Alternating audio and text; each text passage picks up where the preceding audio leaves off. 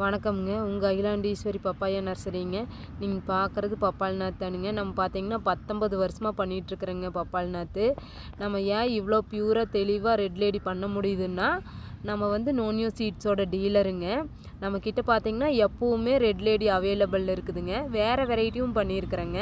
சப்னா பண்ணியிருக்கிறேங்க, red royal பண்ணியிருக்கிறேங்க, honey gold பண்ணியிருக்கிறேங்க. அப்புறம் பார்த்தீங்கன்னா இப்போ ரீசெண்டாக வெல்கம் சீட்டில் பார்த்தீங்கன்னா W46 பண்ணியிருக்கிறேங்க. அப்புறம் இப்போது சிண்டாவும் அவைலபிள் இருக்குதுங்க.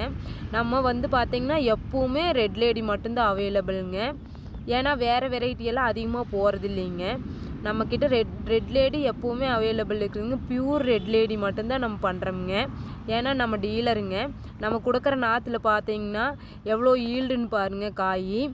உங்களுக்கு காய் பார்த்தீங்கன்னா ரெட் லேடி பொறுத்த அளவுக்கு ஈல்டு அதிகமாக வருங்க. உருண்டைக்காயாகவும் வருங்க, நீலக்காயாகவும் வருங்க.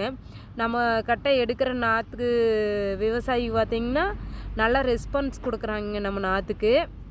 பாருங்கள் எவ்வளோ ஈல்டு இருக்குதுன்னு பாருங்கள். நன்றி, வணக்கமுங்க.